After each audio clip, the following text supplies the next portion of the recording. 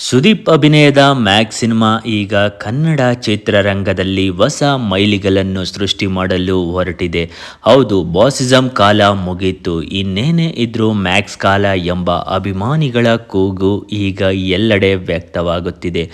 ವೀರೇಶ್ ಚಿತ್ರಮಂದಿರ ಇಂದು ಕೂಡ ಹೌಸ್ಫುಲ್ ಪ್ರದರ್ಶನ ಕಾಣುತ್ತಿದೆ. ಸುದೀಪ್ ನಟನೆಯ ವೃತ್ತಿ ಬದುಕಿನಲ್ಲಿ ಈ ಇಂಡಿಯಾ ಸಿನಿಮಾ ಚರಿತ್ರೆಯಲ್ಲಿ ರಿಷಬ್ ಶೆಟ್ಟಿ, ಯಶ್ ನಂತರ ಪ್ಯಾನ್ ಇಂಡಿಯಾದಲ್ಲಿ ಸೂಪರ್ ಸ್ಟಾರ್ ಆದ ಸುದೀಪ್ ಅವರು ನಿಜವಾಗ್ಲಿಯೂ ಗ್ರೇಟ್. ಕನ್ನಡ, ತೆಲುಗು, ತಮಿಳು, ಮಲಯಾಳಂನಲ್ಲಿ ಈ ಚಿತ್ರ ರಿಲೀಸ್ ಆಗಿದ್ದು ಎಲ್ಲೆಡೆ ಉತ್ತಮ ಪ್ರತಿಕ್ರಿಯೆ ವ್ಯಕ್ತವಾಗಿದ್ದು ಮ್ಯಾಕ್ಸ್ 500 ಕೋಟಿಯತ್ತ ಹೊರಟಿದೆ.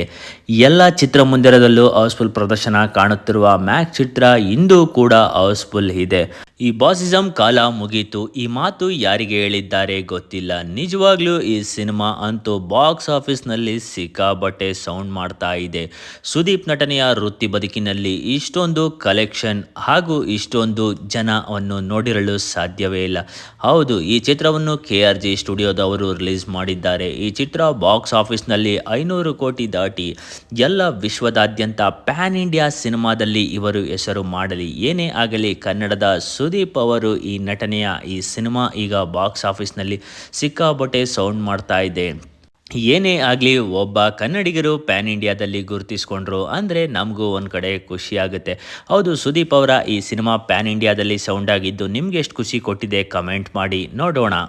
ಪ್ಯಾನ್ ಇಂಡಿಯಾ ನಟನ ಬಗ್ಗೆ ನಿಮ್ಮ ಅನಿಸಿಕೆ